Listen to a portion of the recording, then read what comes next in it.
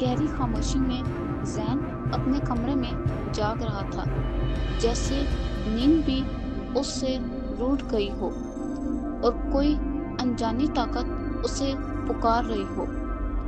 کھڑکی سے آتی چاندنی نے کمرے میں ایک پراسرار سا ماحول پیدا کر دیا تھا، جو دل میں عجیب سی بے چینی بھر رہا تھا۔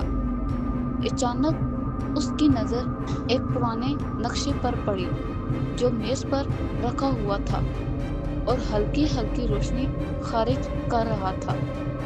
وہ قریب گیا تو نقشہ خود بخود حرکت کرنے لگا، جیسے اس میں کوئی زندہ راز چھپا ہو۔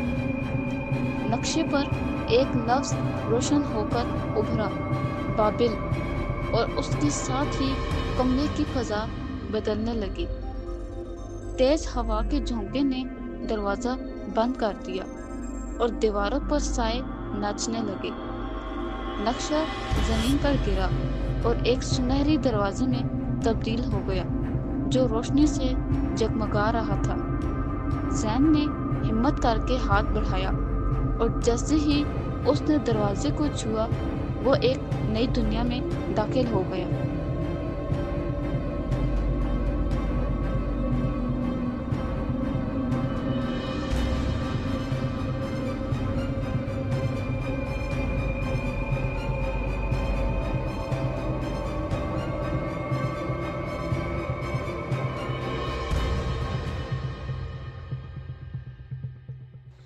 جب زین نے آنکھیں کھولی تو وہ ایک ایسے شہر میں کھڑا تھا جو بادلوں کے اوپر معلق تھا اور حقیقت سے زیادہ خوبصورت لگ رہا تھا۔ ہر طرف سنہری عمارتیں تھیں جو سورج کی روشنی میں چمک رہی تھی، جیسے کسی خواب کی دنیا ہو۔ ہوا میں ایک نرم سی موسیقی تیر رہی تھی جو دل کو سکون دے رہی تھی اور ماحول کو جادوئی بنا رہی تھی۔ درختوں پر لگے پھل روشنی بکھیر رہے تھے اور ان کی چمک پورے شہر کو روشن کر رہی تھی۔ لوگ عجیب و غریب لباس پہنے ہوئے تھے، جیسے وہ کسی قدیم اور پراسرار تہذیب سے تعلق رکھتے ہوں۔ زین حیرت اور خوف کے درمیان کھڑا سوچ رہا تھا کہ آیا یہ سب حقیقت ہے یا صرف ایک خواب؟ اس کے قدم خود بخود آگے بڑھنے لگے، جیسے کوئی اندیکھی دھاگے اسے کھینچ رہے ہوں۔ اسی لمحے ایک مدھم آواز اس کے کانوں میں گونجی، تم بابل میں ہو، خوابوں کے شہر میں۔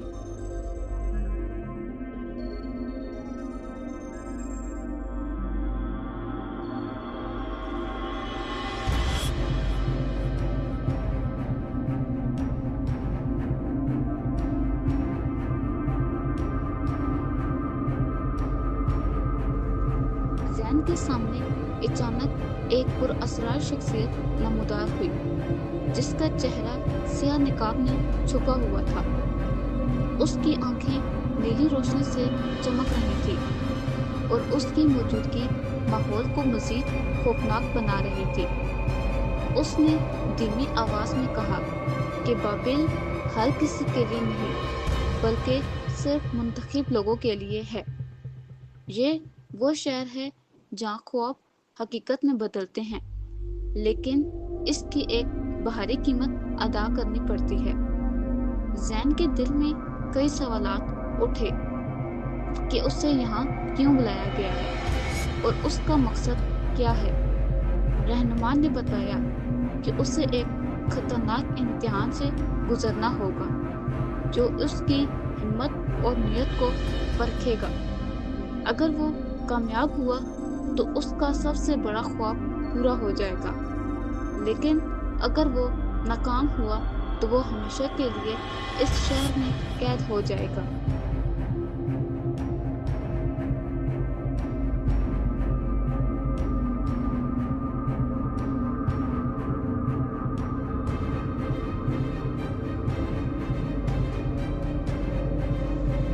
زین شہر کی گلیوں میں چلنے لگا، جہاں ہر منظر کسی خواب سے کم نہیں تھا۔ ہر گلی میں لوگوں کے خوف حقیقت بن کر ان کے سامنے آ رہے تھے اور وہ خوشی سے مسکرا رہے تھے۔ کسی کے ہاتھ میں دولت تھی، کسی کے پاس محبت اور کسی کے پاس طاقت کی انتہا تھی، لیکن ان سب کے چہروں پر ایک عجیب سا خالی پن بھی نظر آ رہا تھا۔ زین نے محسوس کیا کہ یہ خوشیاں مکمل نہیں بلکہ کسی قیمت کے بدلے میں حاصل کی گئی ہیں۔ گلی کے ایک کونے میں اسے ایک شخص دکھائی دیا جو زنجیروں میں جکڑا ہوا تھا۔ اس کی آنکھوں میں خوف اور پچھتاوا صاف نظر آ رہا تھا، جیسے اس نے کوئی بہت بڑی غلطی کی ہو۔ اب زین کو احساس ہونے لگا کہ یہ شہر جتنا خوبصورت ہے اتنا ہی خطرناک بھی ہے۔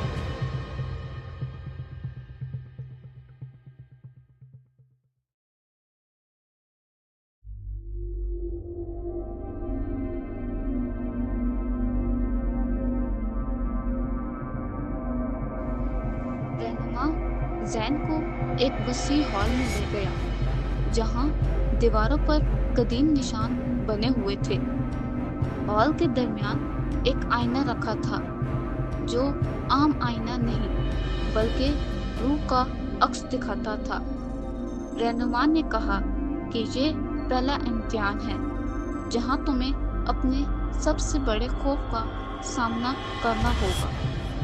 جیسے ہی زین نے آئینے میں دیکھا، اس کے سامنے اس کا ماضی زندہ ہو گیا۔ وہ لمحے جنہیں وہ بھول چکا تھا اب حقیقت بن کر اس کے سامنے آ گئے تھے۔ اس کے دل میں خوف بڑھنے لگا، لیکن اس نے ہمت نہیں ہاری۔ اس نے اپنے خوف کا سامنا کیا اور ثابت قدمی دکھائی۔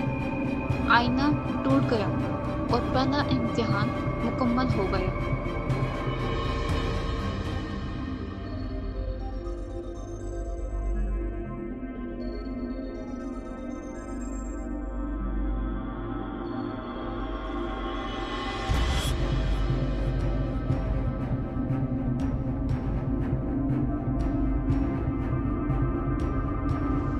زین جیسے ہی پہلے امتحان سے گزرا، ہال کی زمین لرزنے لگی اور ایک نیا دروازہ ظاہر ہو گیا۔ یہ کوئی عام دروازہ نہیں تھا بلکہ وقت کے اندر جھانکنے والا ایک پراسرار پورٹل تھا۔ رہنما نے بتایا کہ اب تمہیں اپنے مستقبل کا سامنا کرنا ہوگا جو پہلے سے لکھا جا چکا ہے۔ زین نے جیسے ہی دروازے میں قدم رکھا تو اس کے سامنے سینکڑوں منظر بدلنے لگے۔ کہیں وہ کامیاب انسان تھا، کہیں وہ مکمل طور پر تباہ ہو چکا تھا۔ ہر منظر اس کے فیصلوں کا نتیجہ تھا جو اسے خوفزدہ بھی کر رہا تھا اور حیران بھی کر رہا تھا۔ اس نے سمجھا کہ ہر انتخاب انسان کی تقدیر بدل دیتا ہے، اور اسی لمحے وقت کا دروازہ اس کے پیچھے بند ہو گیا۔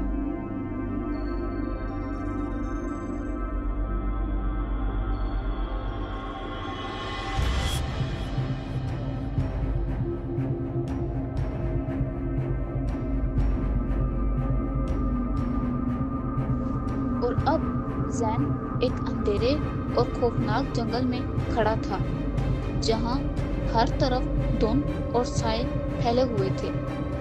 یہ جنگل ان لوگوں کی روحوں سے بھرا تھا جو بابل کے امتحان میں ناکام ہو چکے تھے۔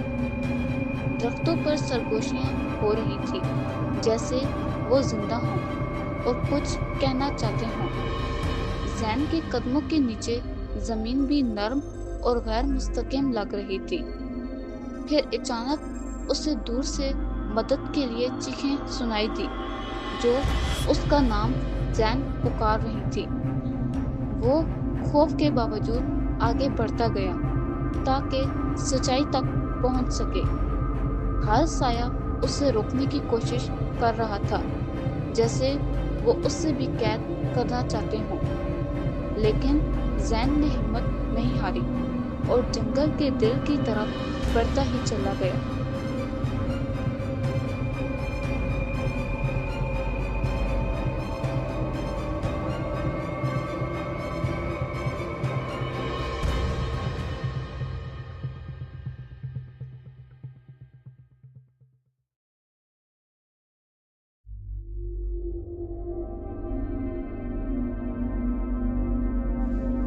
پھر جنگل کے آخر میں زین کو ایک بہت بڑا شفاف آئینہ نظر آیا جو ہوا میں معلق تھا۔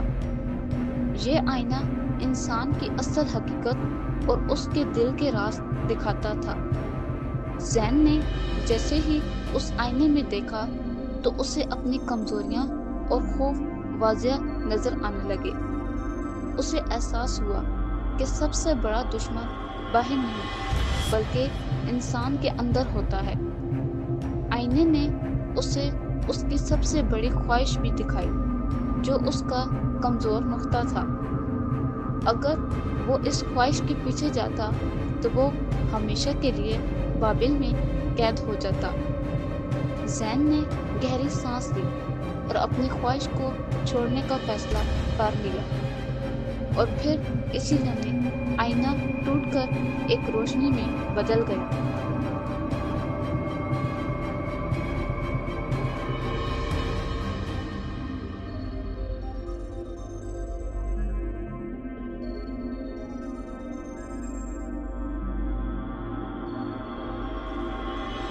رحمان دوبارہ ظاہر ہوا، لیکن اس بار اس کی آواز نرم اور حقیقت سے بھرپور تھی۔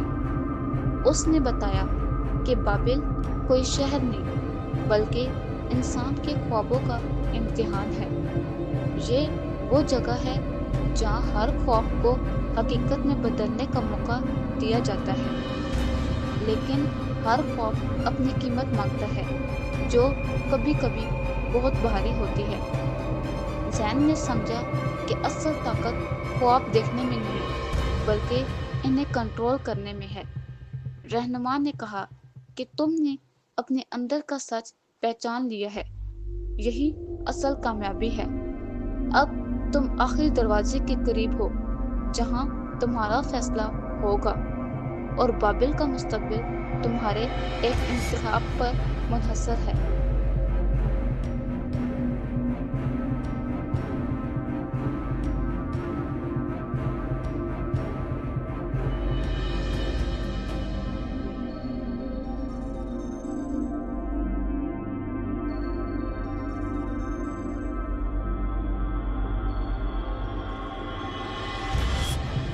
اب زین ایک آخری سنہرے دروازے کے سامنے کھڑا تھا جو اس کی تقدیر کا فیصلہ کرنے والا تھا۔ اس کے دل میں خوف بھی تھا اور سکون بھی، کیونکہ اب اسے سب کچھ سمجھ آ چکا تھا۔ دروازے کے ایک طرف اس کا خواب تھا اور دوسری طرف اس کی حقیقی زندگی۔ رہنما نے کہا کہ اب تمہیں انتخاب کرنا ہوگا، واپس جانا یا ہمیشہ کے لیے یہیں رہنا۔ زین نے ایک لمحے کے لیے آنکھیں بند کی اور اپنی اصل دنیا کو یاد کیا۔ پھر اس نے فیصلہ کیا کہ وہ خوابوں کو حقیقت میں لائے گا، مگر اپنی دنیا میں واپس جا کر۔ جیسے ہی اس نے دروازہ کھولا، ایک تیز روشنی نے اسے اپنی لپیٹ میں لے لیا، اور پھر جب اس نے آنکھیں کھولی تو وہ واپس اپنے کمرے میں آ چکا تھا، اور اب وہ پوری طرح بدل چکا تھا۔ اور اسی بدلاؤ کے ساتھ زین کی کہانی اپنے اختتام کو پہنچی۔